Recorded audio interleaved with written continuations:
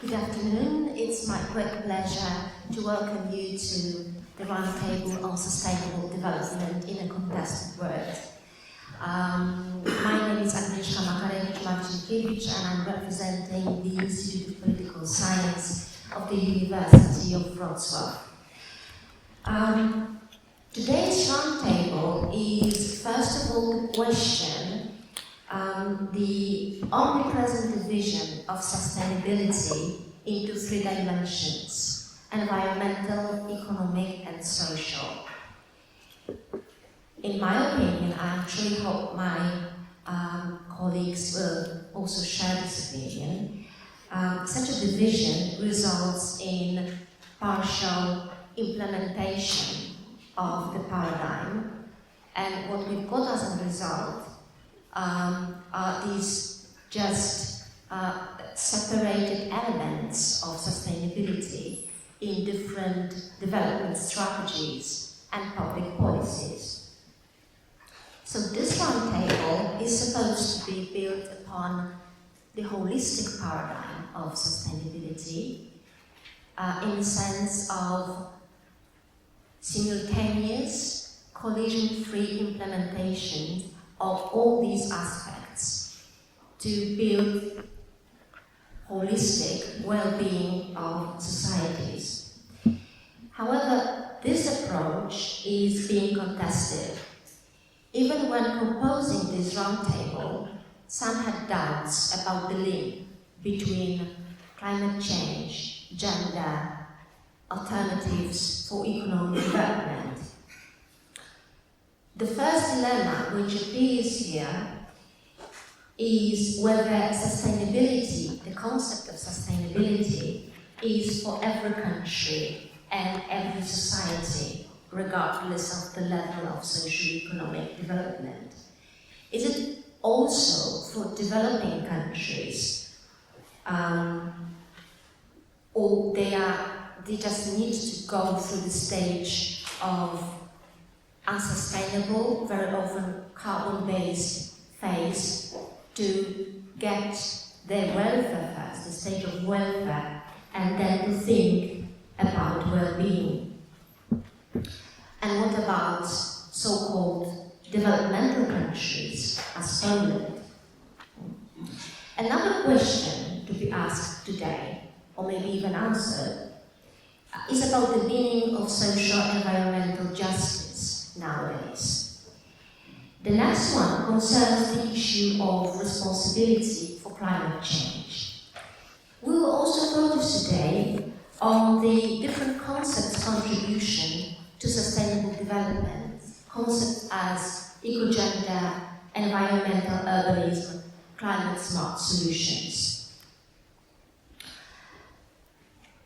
So the plan is, for today's meeting, first of all, we will have the presentations of our speakers. Let's treat them as initial statements to provoke discussions later on.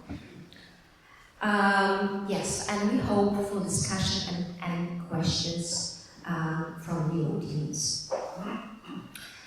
Let me introduce our speakers today very briefly, because I could talk about their achievement for hours. So we've got Charlene McGregor. Charlene is a reader in environmental politics, based in the Politics Department and Sustainable Consumption Institute at the University of Manchester, specializing in the disciplinary field of feminist and environmental politics. Her research explores themes such as environmental and social justice, ecological citizenship, the gender division of labor and responsibility, and strategies for eco-political transformation in affluent societies. She's also the co-convener of the Environmental Politics Standing Groups of the ECPR. And Charlene will give us the gender feminist perspective of sustainable development.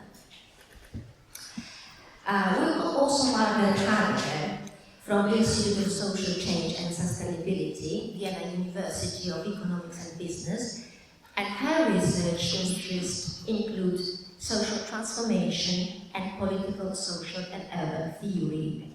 Her current research project founded by the Austrian Science Fund, is on urban experiments in socio-ecological transformation. In her presentation, Margaret will focus on current urban sustainability initiatives. We've got also Pete North, a professor in alternative economies at the University of Liverpool, and his research focuses on low-carbon transitions at the city and community level, the politics of climate change, and ecologically focused social movements, and my favorite one, social and solidarity economies. His recent research focuses on the left-wing and green values in contemporary Poland. And his presentation will be today on the phenomenon of climate activism. And we've got Peter Newell, professor in international relations at the University of Sussex. He's a specialist in political economy of environment and development. He has been conducting research, consultancy and advisory work on issues of climate change, agricultural, biotechnology, corporate accountability. He sits on the board of directors of Greenpeace UK, is a board member of the Brussels-based NGO Carbon Watch, and a member of the advisory board of the Greenhouse think tank. And although Peter declared he will give us the green perspective of sustainability today, I believe he will give us the overall picture of sustainable development, and that's why Peter starts.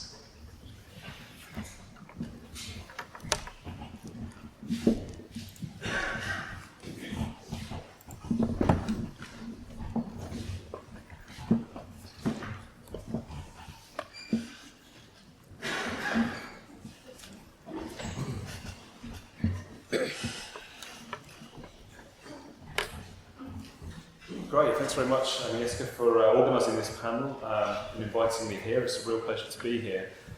So in this short intervention, what I want to do is draw on a forthcoming book, the cover you can see there, on global green politics, which seeks to draw on resources, theory, the practice of green politics to try and articulate a different account of world politics, both based on critique of existing politics and practice, normative visions for alternatives, and critical thinking about strategies for realising and achieving those alternatives.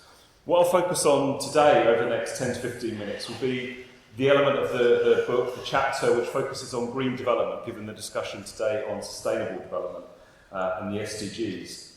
Now, development, as most of you all know, is often considered to be the central organising principle of our time. So the question arises, what does green politics, or what does ecologism offer an understanding of the practice of international development? And I'd argue that Greens traditionally have had a lot to say about key aspects of development, including peace and security, poverty and social exclusion, gender, and of course sustainability issues, in ways which reflect the role of peace movements, feminist movements, environmental movements in the evolution and development of green politics. And of course, the discourse and practice of sustainable development, in particular, as we're discussing today, is omnipresent. So on the face of it, green politics should be playing a central role in debates about international development. But I would argue at the same time, critical green insights about the causes of poverty and destitution and how these relate to the organisation of the global economy in relation to the role of aid, trade, the role of multinational corporations, as well as around what more just and inclusive and green solutions to these solutions might look like. And there's a need to redress that oversight, I argue. And of course, greens, there's lots of greens, different shades of greens, multiple ecologisms, if you like. We might come back to that in the discussion. And so you can argue that greens hold often quite contradictory views about development. But are they anti-development in the way that's often claimed?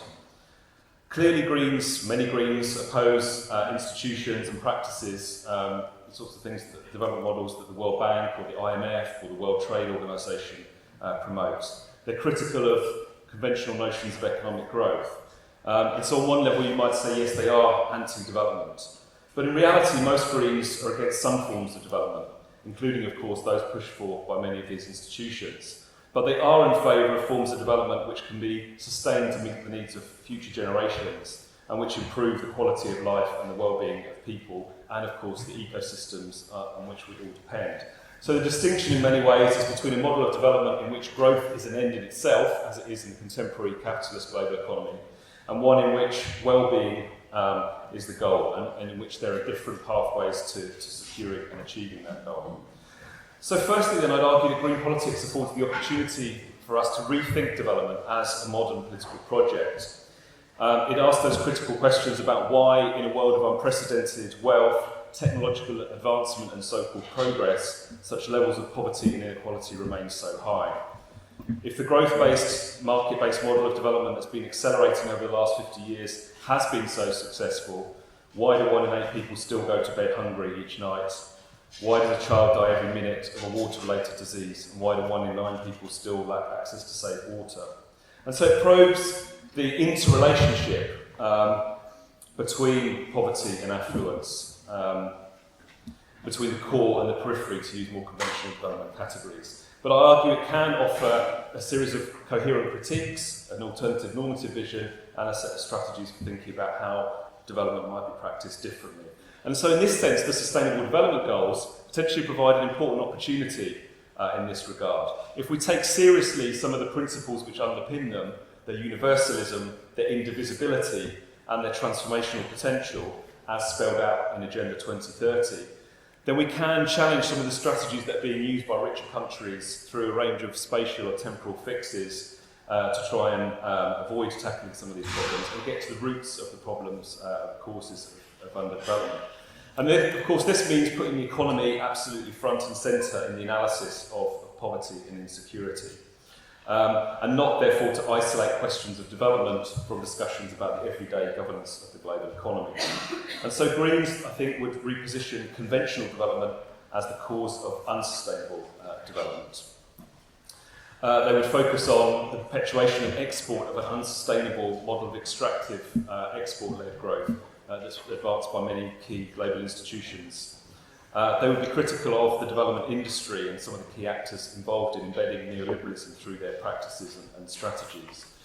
Be more sceptical also perhaps of the holy trinity of capital, science and technology that underpins a lot of conventional development narratives, and the ways in which poorer countries are often locked in on unfair terms. And so the development gaze, if you like, as opposed to the development industry looking on the poorer majority world, if you like, would actually look far more at the richer world, the over-consuming classes, the 1%, if you like. That would be their point of departure, reflected in this slide here about the links between extreme inequality and over-consumption. So it'd be about those of us in this part of the world, in this richer part of the world, dealing with our own development dilemmas rather than making demands of poorer groups. So to expand briefly upon sort of one of the key claims around the role of conventional development in driving the crisis that we currently face, many Greens look to the invention of development. So if you think of critical development scholars like Escobar, and they often refer back to President Truman's declaration in his inaugural address in 1949, and I quote, that greater production is the key to prosperity and peace and to relieving the suffering of those in poverty.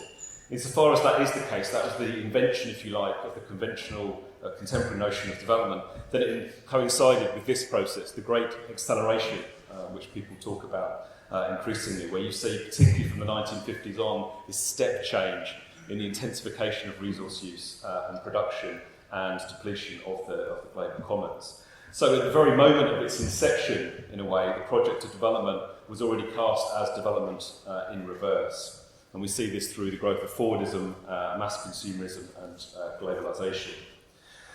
And so whilst there has been progress for some, clearly, this model of development has also brought about huge devastation, and this is captured quite nicely, potentially problematically, depending on your point of view, and the idea of planetary boundaries, which is captured in this graphic here, which should set off some warning signs about the direction we're headed in and the unsustainable trajectory of the way in which the global economy is currently organised.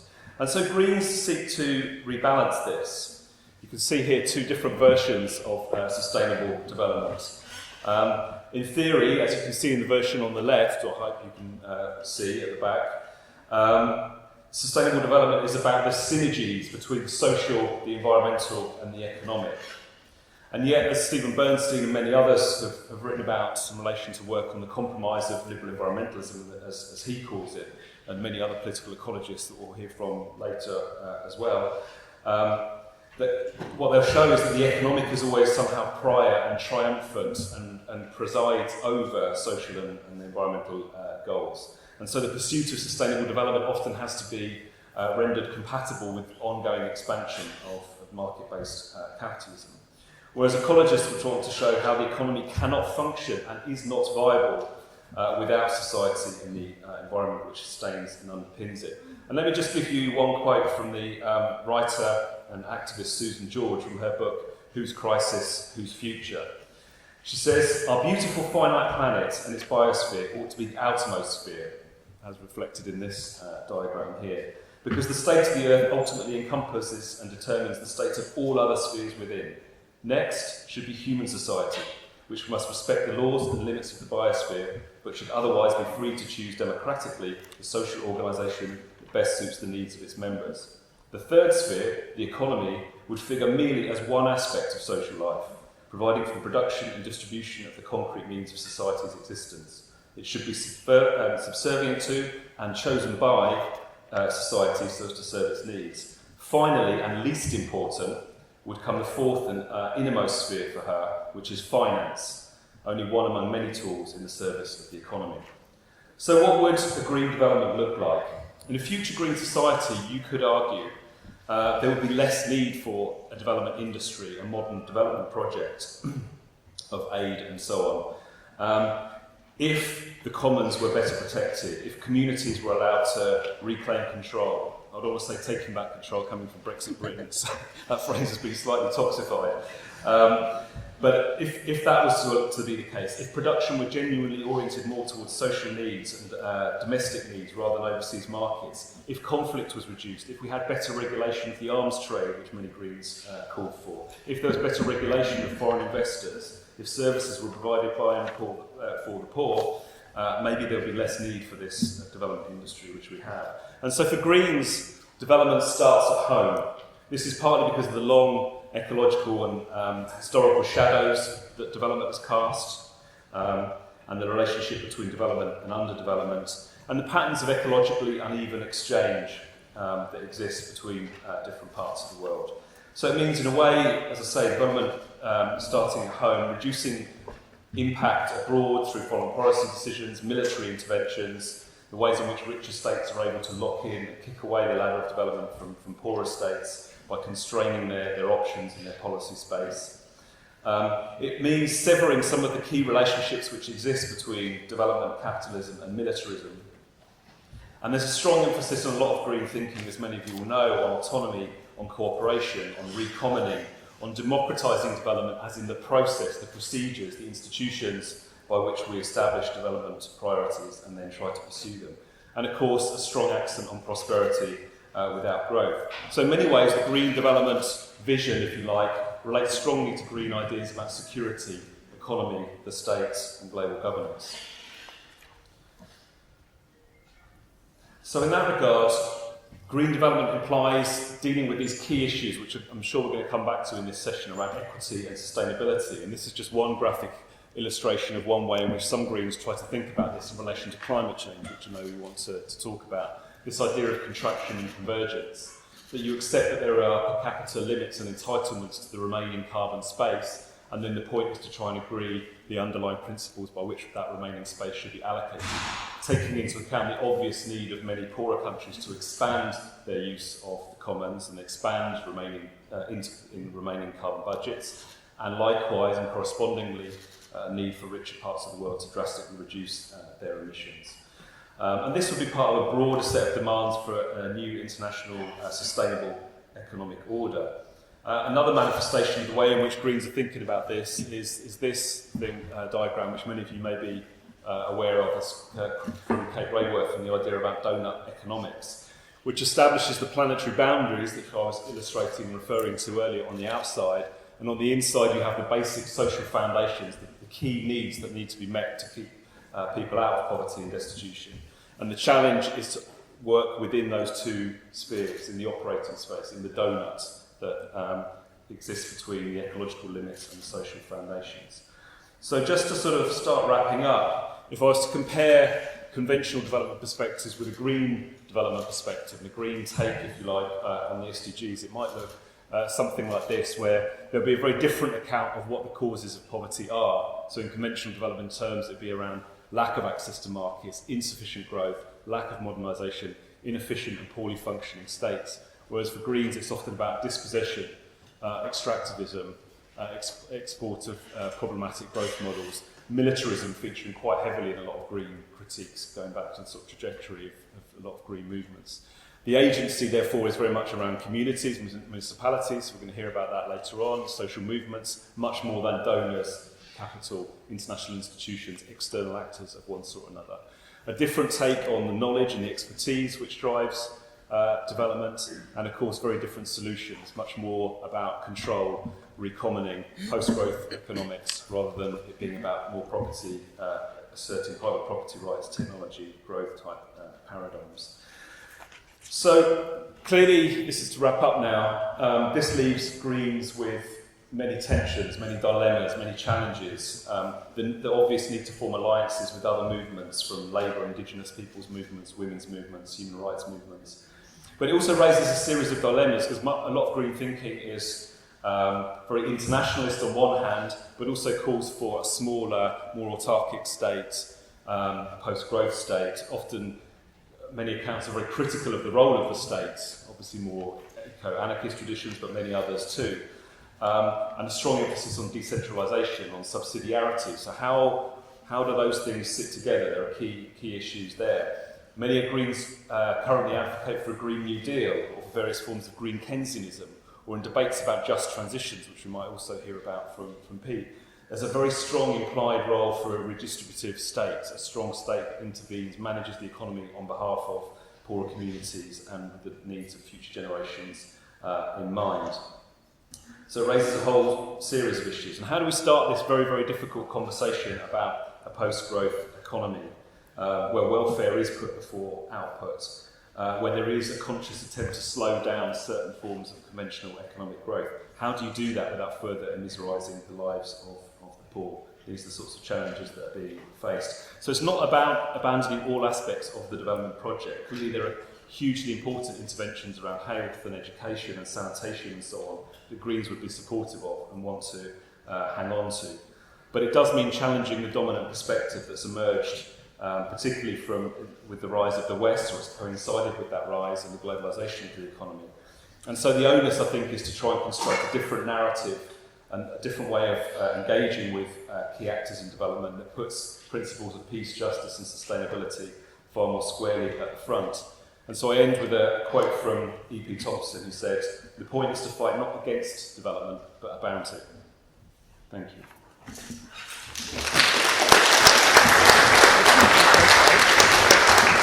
Thank you very much. We're moving towards urban sustainability. Margaret Harder. Thank you. Since I don't have slides, I'm going to sit. And I have to say it's a bit of an unfair start, because yesterday at dinner you said, well, I'm going to give you a little bit of an input, but that is a full-blown presentation. So here I am, and there's no slides, and just some loose thoughts to spark, hopefully, discussion.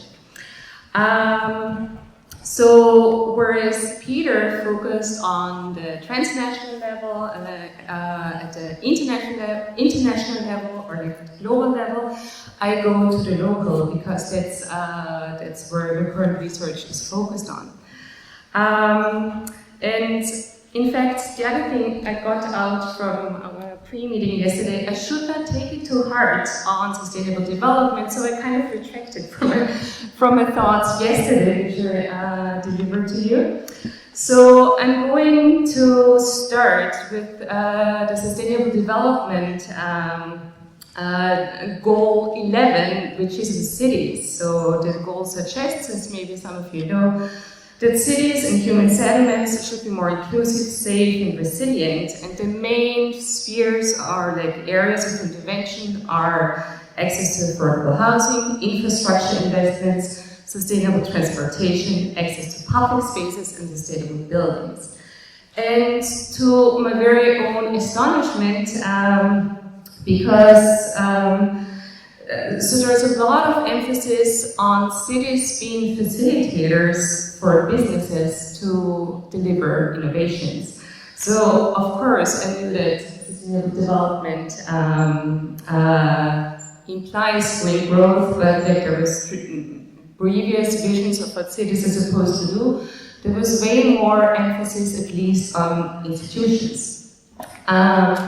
So I just read out one word for you. Businesses can help cities navigate these challenges and turn their vision into practical and implementable plans. Business can play a vital role not only in providing specific infrastructure, technology, services, and financing solutions, but also in contributing to a strategy that will support the overall optimization of urban, I have a bit of a printed problem here, of urban areas assumed to create, or cities to create inclusive, safe, sustainable, and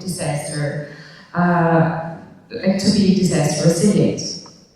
So that puts a lot of emphasis on cities being the handmaidens of business. So as I guess everyone knows, sustainable development has been the main eco-political master frame for about 30 years. And I guess it should be accepted as a minimal political consensus at the UN level that has its own political rationality, which also makes sense to a certain extent, maybe not from an ecological perspective. So,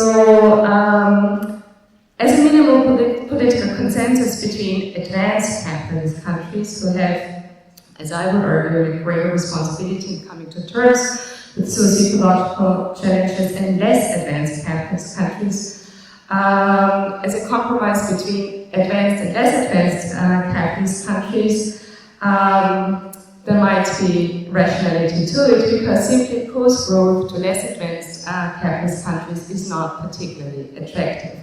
And they will also assume understandably so.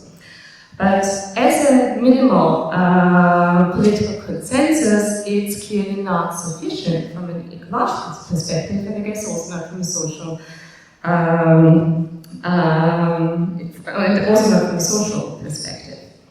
So, I said it today before, let's look at 30 years of sustainable development discourses and a plethora of sustainability interventions, green growth, and still holding fast to green growth and ecological modernization, the planet keeps heating, resource exploitation and biodiversity loss continue, and socio-ecological inequalities remain persistent.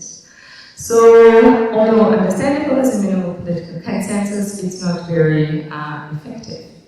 The latter is often attributed to a lack of political will, as the current Fridays for Future protests, for instance, suggest.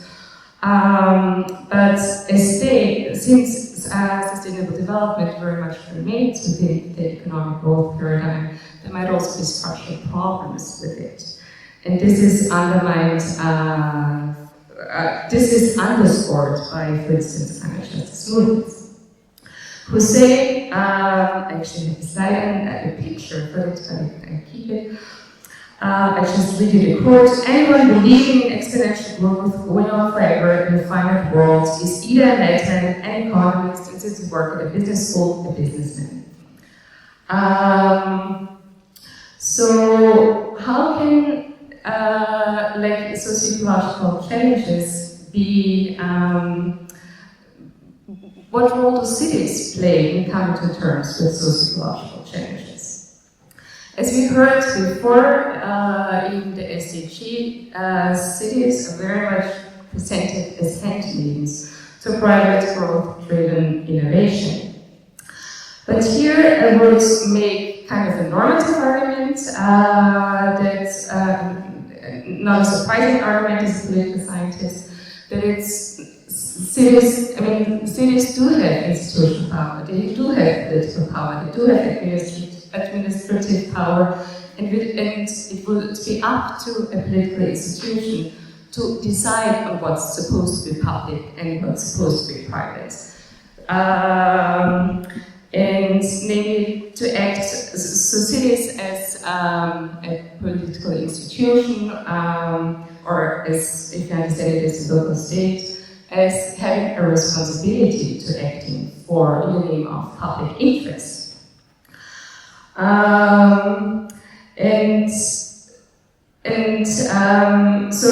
from a political economy perspective, there is often the assumption that cities as institutions are just like the superstructure to economic structure. And even though I do agree with that perspective to a relatively large extent, I also think that Paul Schrader has an argument in his book about city power, that cities are not subject to global capital and are not just appendices, federal, national, or transnational institutions such as the EU, but they do have steering power and that they can claim steering power to a certain extent. So I would not throw the baby with the bathwater by saying institutions are simply not important. And an example from the city I live in, the city of Vienna, even though most cities in Europe went, for instance, for the privatization of housing or water, Vienna did not follow the trend, and now people come to Vienna, for instance, from Berlin, who privatized housing massively, and ask, how did you do that? How could you resist? And I think that is a good example of the city exerting or acting in public interest, in this case in the name of social sustainability. So against how cities are being cast by SDGs as handmaidens to private property-driven innovation, I would strengthen classical political scientist understanding of cities. But then I would also lead into urban geographers, in the case, we have an urban geographer here at the table, who argue, well, it's nice to understand cities as institutions, but you should also understand cities not as product of social relations and as reproducers and producers of social relations. And from an urban geography perspective, I'm talking about people like Lefebvre, Brenner, Neil Smith. So their argument is that urbanization is not just about demographic growth. That's the depiction in the SDG. So because more and more people are living in cities are becoming really important places of intervention. Of course, that's true, but there is more to cities. Cities are themselves reproducers of global capitalist relations. And I think that's a very important perspective to also keep in mind, that urbanization is not just about growth, it's also about turning land into profit, turning housing into profits, which are practices that are not forcibly sustainable practice. So urbanization is also an economic process, and especially, as Lefebvre put it in the 1970s, it's in the late, or as he put it in the 1970s, I would not call it late modernity maybe, but steam has become in some areas less important than land circulation. And I think this is something we should also keep in mind. So having made points about how the city is framed and how we understand cities that has different implications on the social transformative functions they attribute to them. And I think I might just leave it there and not talk so much about urban experience, because it's Pete. Also Pete is going to focus on it in our movements. Thanks.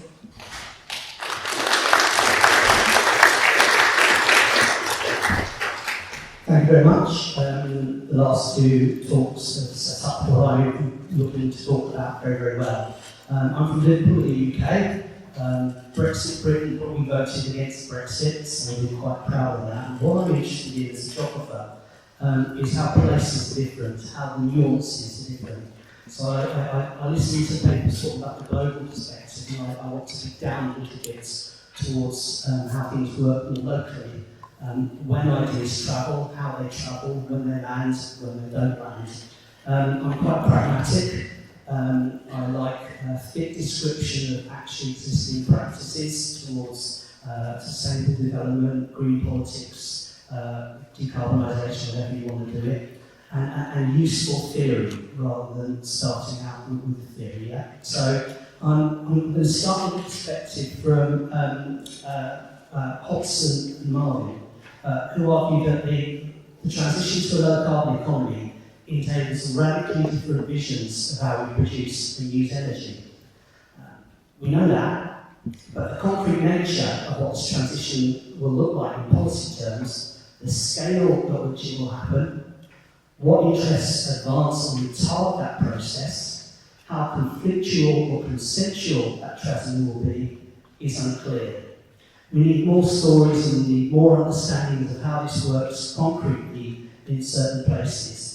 And to take analysis forward, the focus on the role of different places, geographies and social processes through which the transition will take place needs to be understood.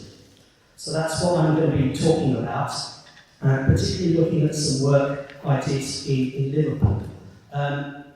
Liverpool's a fascinating place because it's a late capitalist city that in the 19th century was at the centre of global trade, and it's UNESCO World Heritage Site because of that.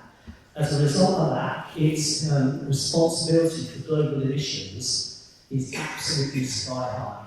Frankly, this problem was started in the 1750s when Manchester men, and they were mainly men, worked in very bad factory conditions to make cotton-based products which were exported around the world through Liverpool gentlemen who made the profits from the shipping and from the insurance around that. And then the Manx had to build the Manchester Ship Canal to stop the Liverpudlians making all the money out of this business. So if you talk about geographies of historical responsibility, Liverpool is way up there in the way that Poland, just over the Wroclaw, there's a coal-fired power station putting crap into the atmosphere in an intolerable way. But Poland's geographies of contemporary climate change with coal are huge. Liverpool's are low because our emissions have been going down through natural economic practices. Okay? Now, I didn't want to be that complacent, but I was very aware that Liverpool had been a city that had been struggling, and then in 2008 became capital of culture, as Wroclaw has been as well. And suddenly it was booming, it was doing very well. So it's now the number 3 visited visitor place in the UK after London and Edinburgh. So what the Great Good in Liverpool said was that we're going to capitalise on that. We're going to have more visitors coming into Liverpool. Well, okay, is that going to be bad flights? That's problematic. Is this hedonistic consumption, lots of CO2 emissions, lots of resource use around that? Really rather problematic. We can't carry on in Liverpool doing something like that. Second thing they said, well, let's focus on the knowledge economy, which keeps me in work. Which cities are against the knowledge economy? That's purely conventional. The third thing they said was, let's get the ports going. So our mayor says our future is brighter than our past has been. Well, how ecologically viable and sustainable is that global division of labour? That's obviously problematic. We need to think about that. And then thirdly, what Liverpool people did was they looked at where jobs and businesses are growing, and they pointed to the low carbon economy. So developing the technologies that they're going to save our bacon in the future. And that would suggest in some way that this is absolutely fascinating, this is good, we're moving forward in a much more progressive way. But this is growth. This is growth through new forms of businesses, new forms of jobs. They were fascinated by the way that was useful. So it's problematic. It's an accumulation strategy, not a low carbon plan. There's no engagement with reducing energy practices. The global division of labour is assumed, and our emissions in Liverpool are going down because they're all produced in China and East Asia, where the goods that we use every day that wouldn't be produced if we didn't buy them are being moved around. And Liverpool wants to develop the ports and the cruise liner industry, which is deeply unsustainable. No engagement with social inclusion around this, no engagement with the fact that a lot of people live in energy poverty, struggle in a cold northern place without district heating systems to feed their houses. No conception that there might need to be limits. Should we keep expanding the airport? Yes. Should we be encouraging people, if they're going to come to Liverpool, to come on the train and stay longer? No engagement with that whatsoever. The things that Peter put up there about donuts, no conception of different sorts of growth, no conception of limits whatsoever, no interest in targets, no interest in measuring the way things are going down there, just a quite complacent idea that Liverpool is on the right side of the barricade because its emissions are going down, which they are. So obviously, that's not good enough. The social movements like Friends of the Earth in Liverpool are not happy with that. With a group of people, we set up Transition Liverpool, which is dedicated to developing new, low ways of living our lives. Big movement, we can talk a little bit about that. But I was interested in that, but community-based action can't have a say about how the buses are powered, whether they're diesel, whether they're hybrids, whether they're electric, how if they're electric, how the power comes from that. Can't have any say over what kind of cars Jackie Land Rover make and export around the world. So I wanted to work with the local state and with other people. And what was interesting about that is that we need to think more about which actors where want to move on sustainability and how. How can we work with them to help them take 2 or 3 steps forward without scaring the horses, without accusing them of saying, oh, of course you're growth monsters, whatever, what are you doing? So some people in local Green Party people said to my research assistant, they weren't brave enough to say it to me, but they said it to somebody younger, why are you working with business? Why are you working with the Chamber of Commerce? Why are you working with the people interested in growth? And I said, because the point is about how we move forwards rather than shouting at them, because I think that's more interesting. So we managed to get some money from the Economic Social Research Council for something that's big in the UK about research that has impact. Yeah? We partnered with the Chamber of Commerce, business, boom, but they were interested in working with us. We powered with groundwork, environmental NGO. Yeah, they're the right people, they're okay, we're allowed to do that. But interestingly, we partnered with one of the quasi-economic development agencies that are all over the UK because of the government thinking that private sector and business knows how cities should move forward and other people don't, called Liverpool Vision. And they wanted, or some more junior officers there, wanted to understand what lessons there are from other cities that we can think about to move forward. So we looked around the world and we came up with 4 different models that we might work with.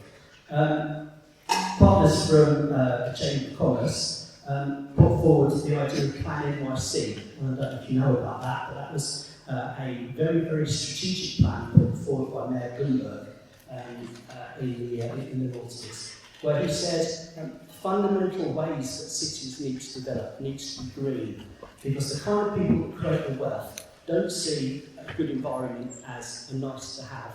It's a prerequisite. They want to live in a place with good quality environment, good quality parks, good quality rivers, everything like that. They were taking the Florida argument. And secondly, they were looking at the fact that every now and then a hurricane bubbles up the coast, and they are going to be hit by that, so they need to work on resilience. And what the Chamber of Commerce looked about that was this was a business-based, growth-focused resilience approach. I wasn't quite happy with that, but I was happy to work on that basis. What I liked a lot more was the second model we had, which was the Los Angeles Regional Collaborative for Climate Action and Sustainability. And that was a network of local governments in the Los Angeles region, about 36 of them, NGOs, community groups who come together to achieve 3 goals: climate action, promoting a green economy, and building sustainable communities. And that, to me, seemed to be fairly mixed. What they worked on was getting the data to move forward, but working in an inclusive way. I really liked that, a sort of inclusive partnership approach, perhaps quite corporate. The partners felt that was too much to ask for. We don't have the time to develop that kind of data. The other thing that's interesting about Los Angeles is the air quality, water quality. Every single summer you look upon the hills around Los Angeles and you see them on fire. So is there a question about some cities, business as usual is not possible because of, there's no reason for a city the size of Los Angeles to be where it is. And in 50 years' time, it will probably be absolutely unviable. Liverpool's not in that situation. We're the city that's got the greatest historical responsibility for climate change, and we're also in a high latitude on the west coast with lots of rain. We're probably one of the best places in the world to be if things get really dicey in the future. Isn't my fun fair? So people are paying responsibility for the CO2 that Liverpool's put in the atmosphere, like in the Niger Delta, like in Bangladesh, like in Vanuatu. They've got trouble now. We're fairly okay.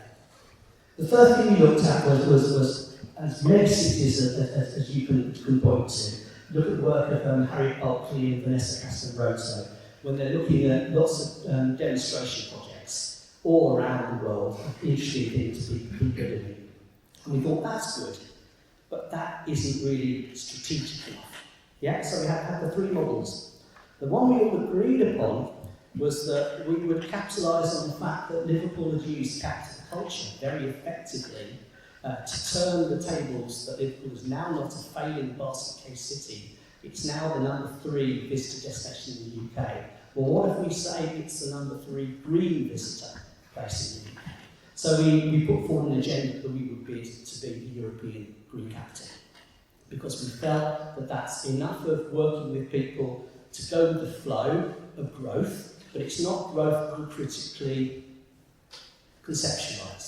It's ways that people can visit and have fun and enjoy themselves and enjoy the Renwick at 10 o'clock at night with all the hedonism that goes on with that.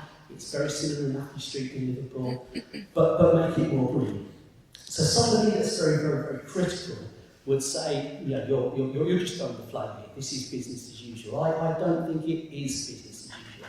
I think it's a version that means this city is pragmatically, concretely moving forward, and the bid to be a green capital is examined by people at the European Union level who give you technical advice on 16 or so different criteria, like water quality, like use of electric cars, like green spaces. We could go through to an audit, like the Los Angeles people do, to see how well we're doing. And we did an audit, and we argued, and we felt, and our partners felt. By then, we'd grown to an informal partnership with about 17 different statutory organisations that were all signed up to this. This wasn't my recommendation, it was theirs. But we could go for that. And that seemed to be a good way forward. Everything was going fine until 2 things happened. Bristol won European Green Capital in 2015, and probably you're only going to get 1 Green Capital award per country in a few years. And secondly, Liverpool changed its governance system, and we had an elected mayor.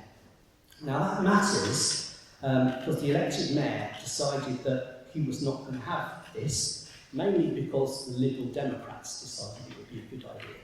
So the question there is, what are the local governance structures that do facilitate the transition to a low-carbon economy? Which officers, which people want to move, which people don't, and what is the capacity of those that don't want to move to block this? Our local mayor is a Chicago-style political boss. He's a big man, Joe Anderson, and he said, I'm going to stop that happening, and he just basically cut out our legs off. He set up a mayoral commission, which was standard consultation, lots of pictures of school children saying the future really matters. but absolutely blocked us. Then he agreed just a month ago that Liverpool would declare a climate crisis. And all the political parties decided they were going to do a climate crisis and signed, had a nice event in the City Hall, and local kids gave a talk about it. But we weren't getting anywhere with this. So I'm going to talk about this at the Central Tertiary Technology in Wroclaw in North Wales. And I was very down on this, and I said, this is the story. And I didn't really want to end my talk with this story because it sounds like a failure. But what people said is, you don't know what kind of ideas you have got running in more junior officers that later will be more senior officers, or different parts of ruling political parties like the Labour Party that do buy this. And in Liverpool at the moment, we're seeing some interesting discussions about whether Liverpool should keep this very traditional growth-based model or whether it should do something more interesting. And I've just got another couple of minutes, I just want to say three things. I think this matters because I worked together to set up Liverpool Transition Towns, and it's still going.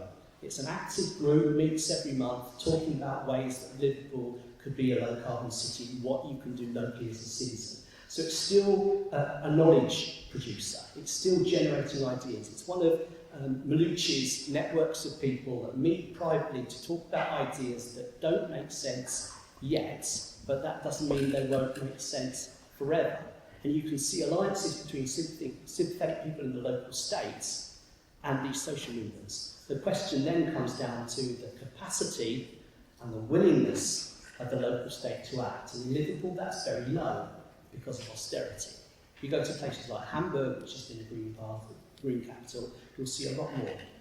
Secondly, people that have been fed up with the lack of activity have done all the things that are happening. So we've had very active kids' strikes on Fridays.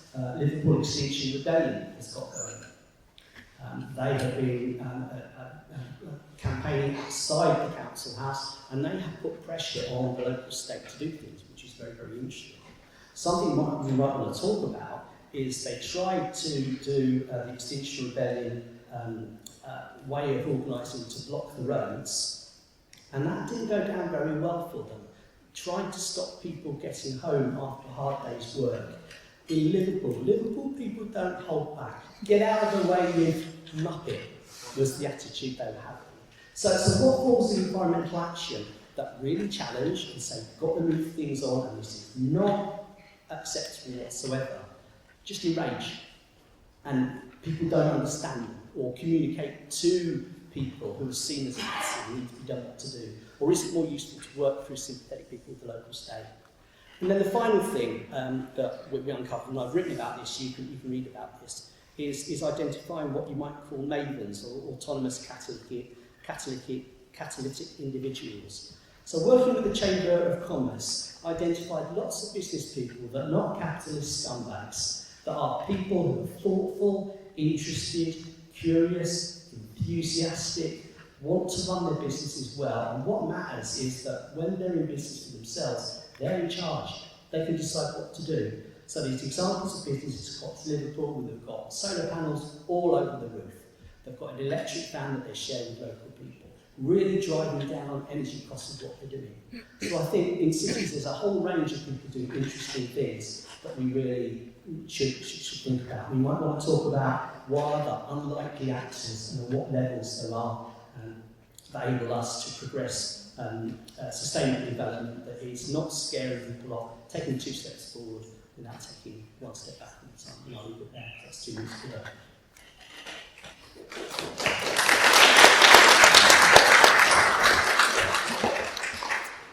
Well, thank you, Agnieszka, for organizing this panel. It's really nice to see an environmental politics panel feature so prominently in the conference. It's a shame that it's at the same time as a gender panel, however, so it breaks my heart a little bit. But let me, and thank you all for coming to listen. Let me begin by just saying something to situate my contribution. I work within, as Agnieszka said in the introduction, I work within a feminist environmental or eco-feminist political theory kind of perspective, which is normative, transdisciplinary, international, and intersectional. And it's important to note that it's a perspective that for 30 years or more has been very clear that our understandings of sustainability and sustainable development that give a backseat to the social and the political in favor of emphasizing the economic, the technical, and the biophysical just don't work, don't make sense. And it has always been critical of mainstream framings of sustainable development and always been committed to holistic visions built on justice, democracy, and the end of exploitation of all kinds.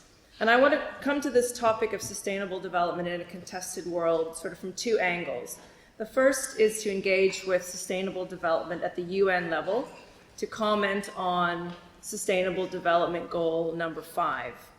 And the second angle is to engage with grassroots discussions of eco-social alternatives in response to climate and eco-crisis, and to say what I think an ecofeminist political perspective brings to the debate.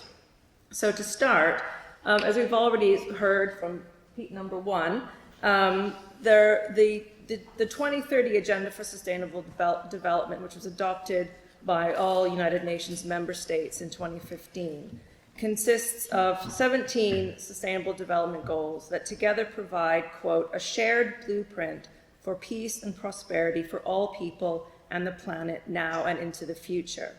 And one of these goals, goal number 5, is gender equality. But if equality, as it is commonly understood, is a key ingredient for peace and prosperity for all humans, then why has a specific reference to gender equality and the empowerment of women and girls been included as a distinct SDG? What does gender equality have to do with sustainable development?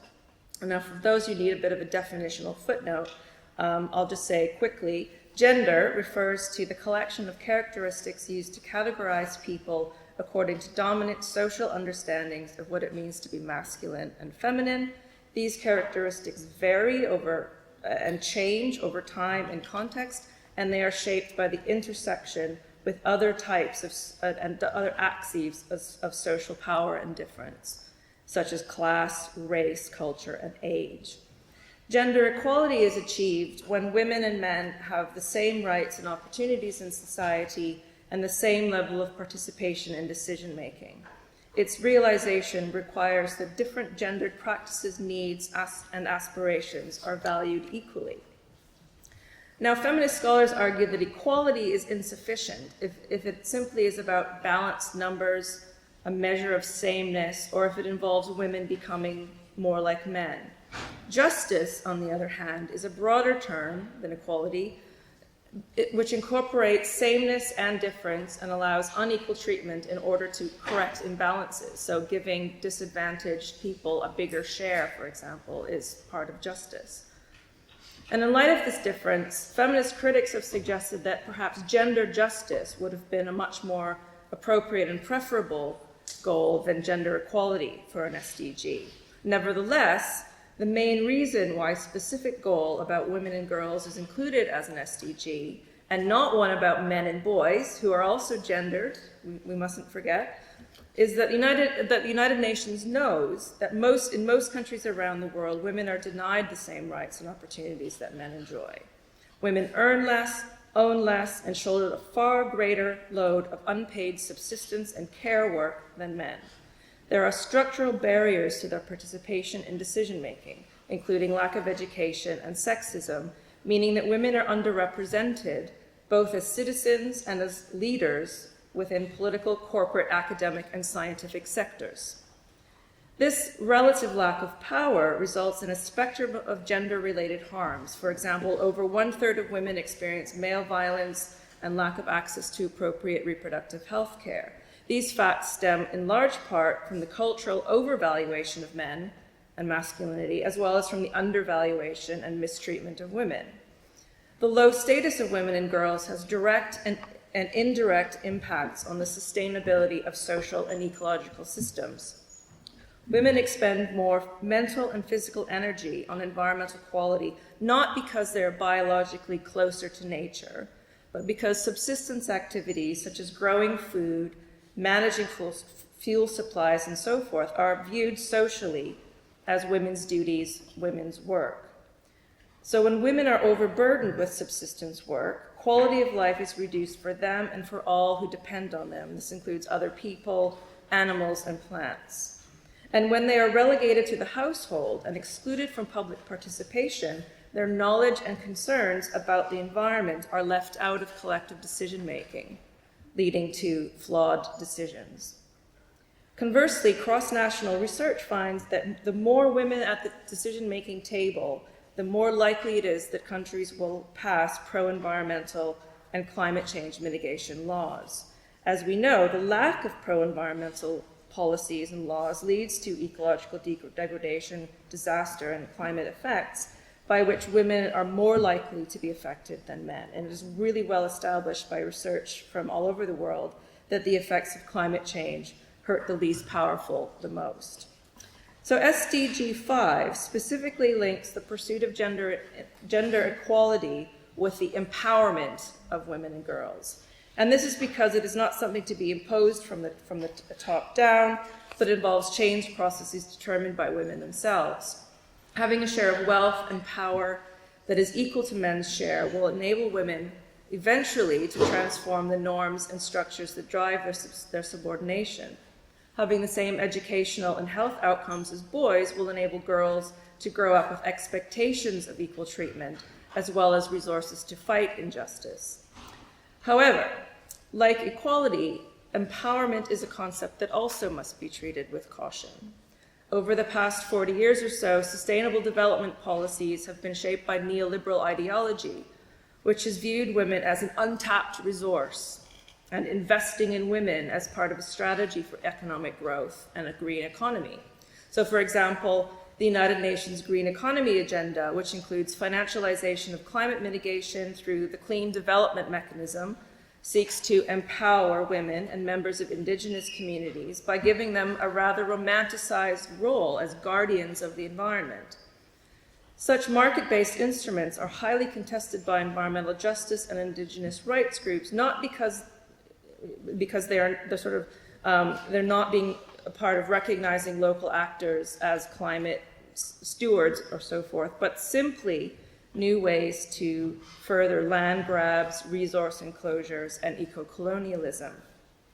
From a feminist perspective, and empowering women should be seen as an end in itself, not as a cost-effective means for states looking to develop sustainable development policies or corporations looking to extract profit. Likewise, women should not be treated as sustainability saviors who are called upon to take on yet more unpaid work in the name of gender equality. It's for these reasons that feminist non-governmental organizations are playing and need to play a vital role in leading both the empowerment process and the implementation of gender equality goals, particularly in countries of the global south. These NGOs need secure funding and need to be able to operate independently of state and corporate agendas because they often have interests that run counter to gender justice.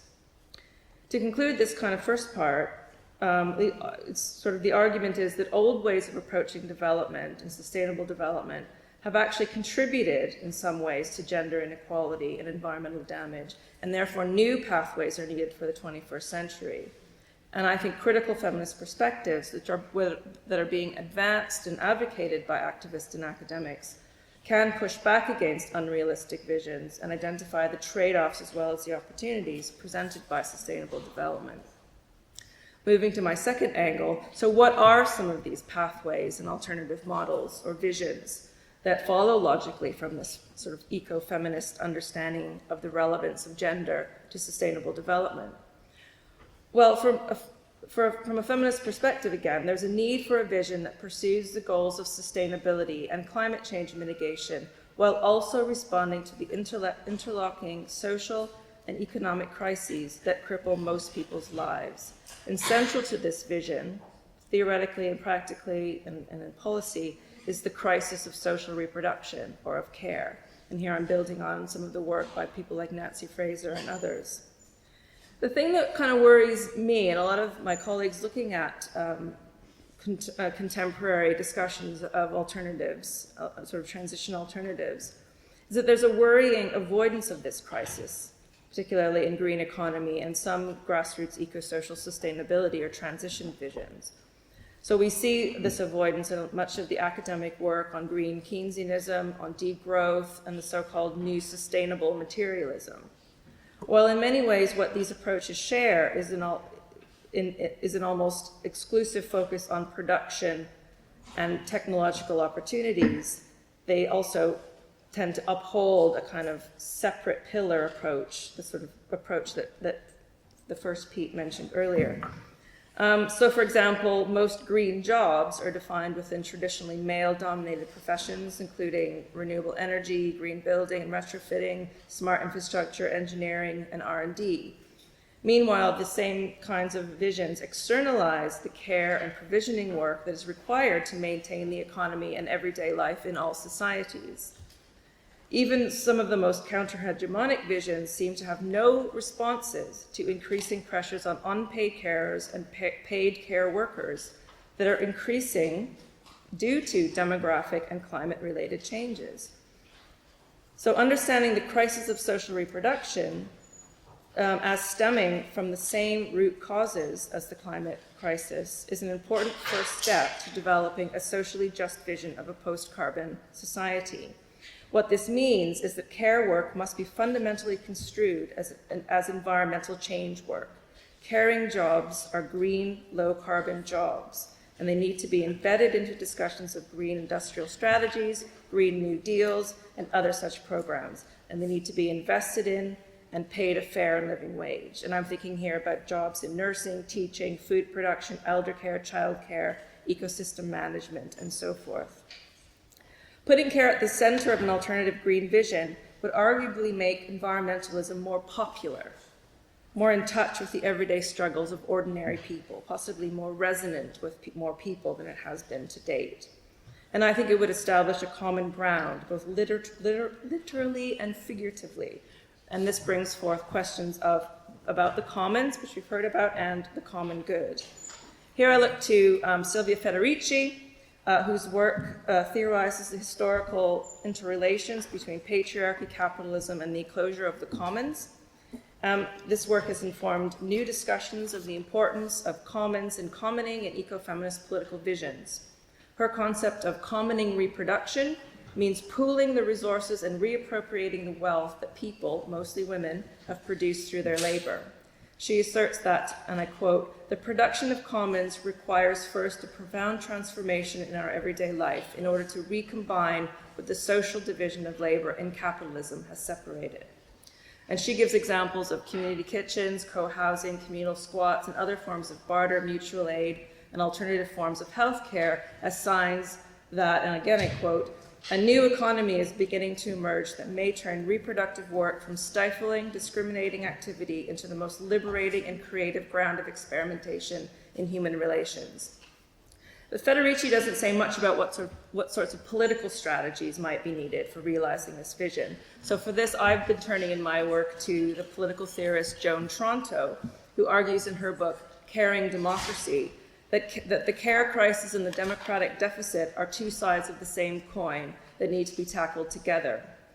Tronto regards care as a common good upon which democracy depends. She argues that it is partly because care has not been treated as part of collective life that democratic institutions are failing to tackle the existential threats of our time. In neoliberal capitalist societies, individualism has resulted in a culture where it is assumed that each person is only responsible for their own lives. It is a culture of free riding on the caring labor of others while externalizing the ecological costs of sustaining life. And that needs to be changed if truly inclusive, caring, eco-social democracy is to be achieved.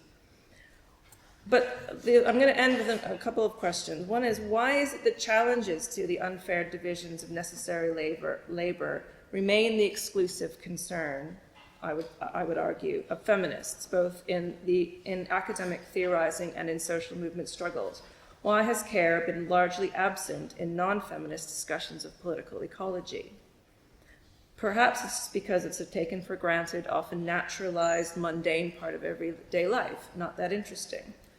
Joan Tronto suggests that it may also stem in part from the fact that elites in society can use their power and status as passes out of being responsible for care work, leading to privileged irresponsibility and epistemological ignorance. They don't see the relevance because it is not a focus of their daily routines. In order to change this imbalance and to start down the path to a democratic care revolution, Tronto argues, quote, everyone from the richest to the poorest, from the most self-reliant to the most dependent, has to sit down at the table and be involved in the renegotiation of caring responsibilities. So I want to end by mentioning very briefly an example of something that I think kind of comes close to realizing Tronto's vision and brings it back to questions of climate change. And it comes from the work of my fellow Canadian, Naomi Klein, whose activism in journalism focuses increasingly on the climate crisis and the crisis of left politics in the global north. She calls on us to break neoliberalism's stranglehold on our environmental imaginations and to rethink what a post-fossil capitalist economy grounded in caring would look like. In her book, No Is Not Enough, Klein tells the story of the LEAP Manifesto, which came out of a deliberative experiment which brought representatives from labor, indigenous, environmental, feminist, food justice, immigrant, and faith movements from all across the country together to sit down at the table to discuss the production of a people's platform for a just transition to a post-carbon society. While climate change featured prominently in their deliberations, it was not what people chose as their common ground. Instead, when it came to imagining what it would take to build healthier, happier lives and to realize the kind of future world they want to live in, the words care and caretaking came up again and again. Care for the land, for the planet's living systems, and for one another. As we talked, she recalls, care became a frame within which everything seemed to fit. Thank you.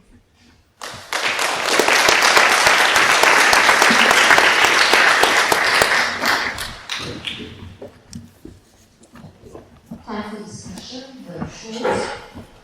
Waiting for the questions from the audience.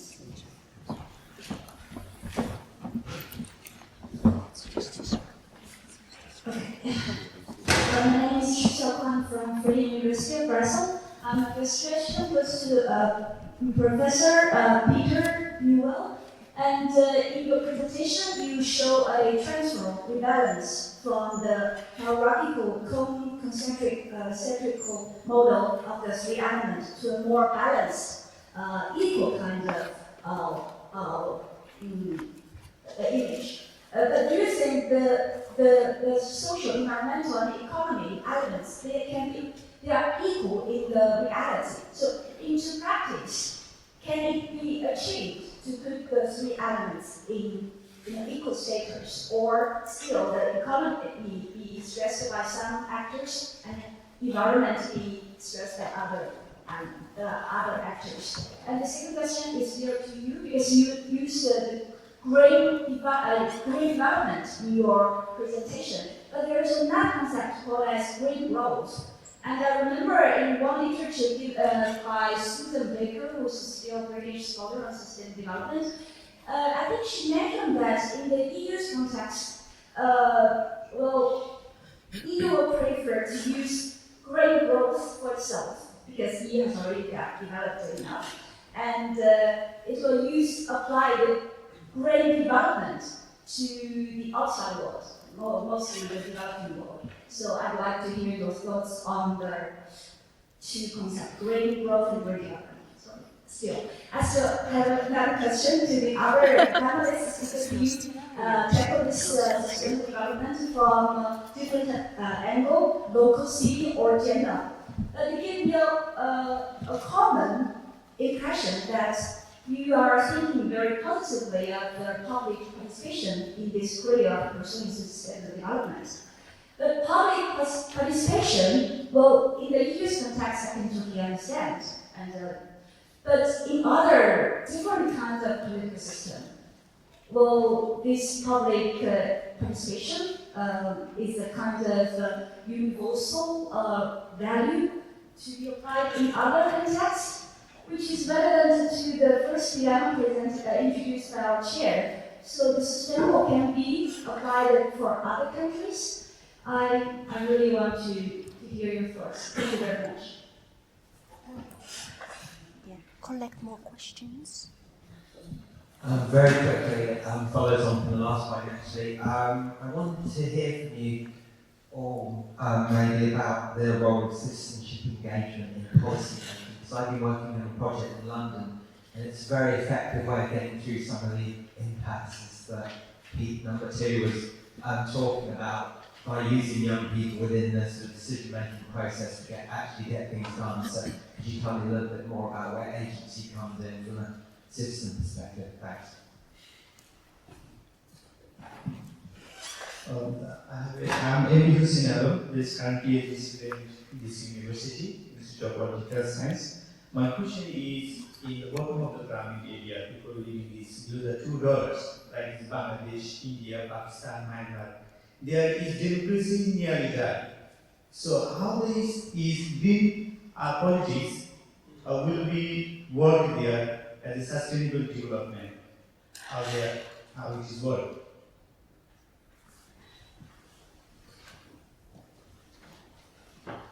Hello, good afternoon. My name is Andrea Ramiro from Marburg University. My question is really concrete. What should be the role of developing countries in the creation of green policies? Should it be different than the role that developed countries play in the creation of these green policies? And what should be the role in the achievement of sustainable development?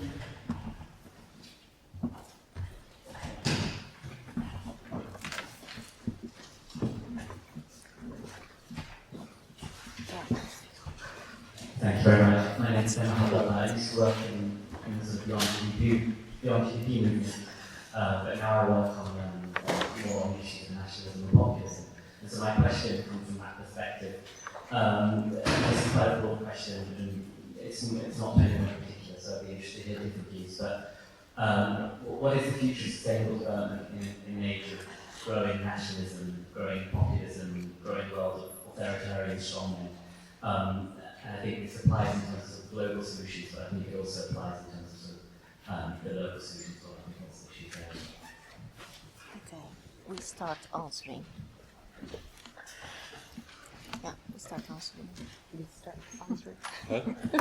You start answering. Yeah. Which one to go first? Do you? The first one is to you. Sure. Yeah. Okay. So yeah, we won't try and answer all of those in the interest of time. But the first one was around balancing economy, society, environment. But I guess my premise was they're hugely imbalanced at the moment, and the purpose of the green vision is to rebalance them. And in my view, they can't all be equal. You have to fundamentally recognise the dependence of the economy on society, as we're just hearing, the care economy that supports the forward economy in so many ways, and then in turn on the environment. So it's an active prioritisation, if you like, of ecology and a recognition of what we depend on. So it's not just a rebalancing, it's recognising that the economy only exists in relation to those other things. So it's not just a sort of ticking all the boxes, making sure that we're all equal. It's a structural shift and a shift in thinking, as well as how we weight everything. And then your second question around green growth. I mean, it's really, I remember having a conversation with the OECD a couple of years ago, and we were talking about green development, and they kept coming back and saying, no, it's green growth. We will only talk about growth. I mean, they were saying some of this off the record, but the countries they represent will only talk about growth. It's growth first, last, and always. That's just absolutely not for discussion. And I've heard very similar things from people at Wroclaw, and that's the problem. It's such an utter fixation, and that's what needs to be. That's what needs to be challenged. So I'm sceptical about green growth the way it's currently talked about. For me, it's really about means and ends. We talk about growth, and it gets enacted as if that's the end in itself. And of course, we have GNP and indicators that force us to think in those terms and rate countries accordingly, without thinking about what is the purpose of growth. What is it for? It's meant to improve well-being and prosperity and security and community. That's why we traditionally have sought to expand economies indefinitely. Well, if it's failing on those accounts, and it clearly is from a lot of the experiences we talked about today, then we need something else. We need to rethink why we're addicted to a machine which is systematically destroying the basis of our existence. I would argue.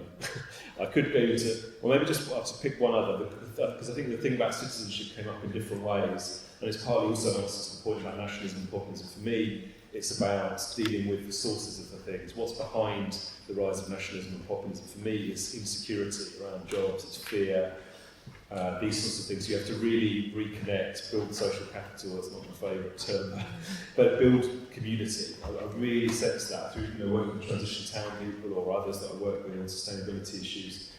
That's what I think lies beneath so much of this. People are wanting to build alternative care economies, they're wanting to support one another, they're wanting to find their needs met in new ways that are not monetarised or financialised and not subject to insecurity and the whims of investors. And I think that's the entry point for dealing with that. So I think citizenship and community, I think citizens' assemblies, the sort of thing that XR and others are pushing for is one way into that. I think it's very valuable. Let's go next. Well, I mean, I probably would say something very similar to what you've just said, Pete, number one. I mean, I think.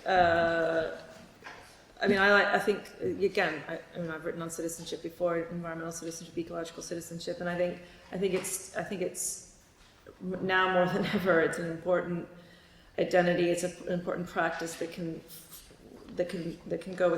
sort of push against this kind of consumerism. This notion that the only thing we can do is to consume our way out of the crisis and to make our views known through our consumption decisions.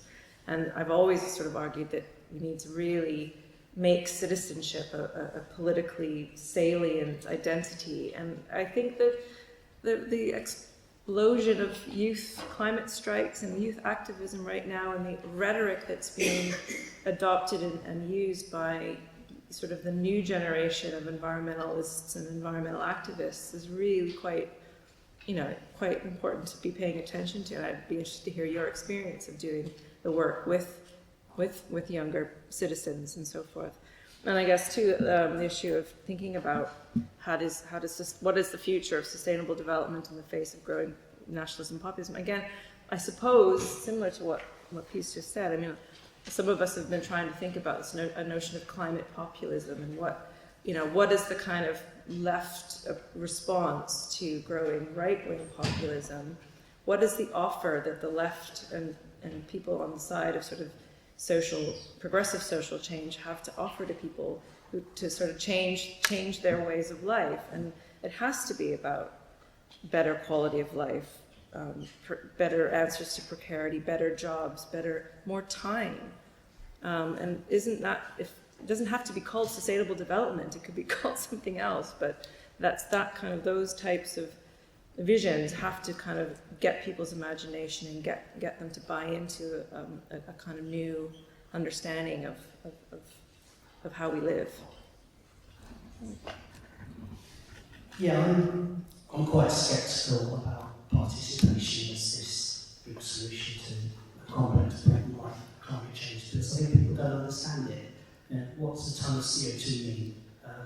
What are the solutions, and how do we balance all these conflicting historical responsibilities, contemporary responsibilities? What do the technologies do? What do they not do? How quickly can they be introduced into a big social system? What I'm very sceptical about is forms of participation that you might call post-political. Let's ask the kids, because kids are the future, yay. That's just the kind of politics that we see in Liverpool by a strong mayor that uses those post-political techniques to say, let's ask what school kids know. School kids don't know. They haven't caused the problem we have.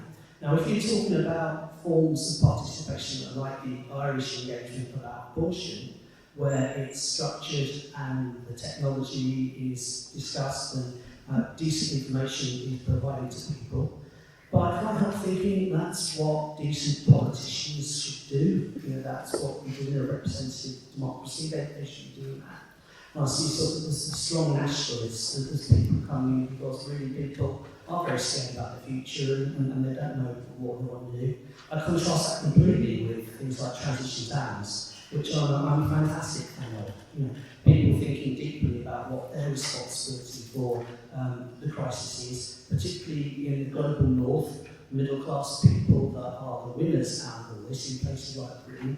People pick them up and say, you're a bunch of middle-class people, this is discourse from leafy south of Liverpool, they'll say. I think that is just so wrong. I think it's fantastic that people are developing ideas that people haven't come up with yet. So that's what I look at. So I wouldn't know where to start with the places you're talking about because I'm not there.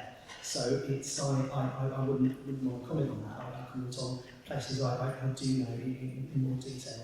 And yeah, you know, absolutely people can't get beyond growth. If you say what kind of growth, what's a good growth, more happiness, they don't get there around that.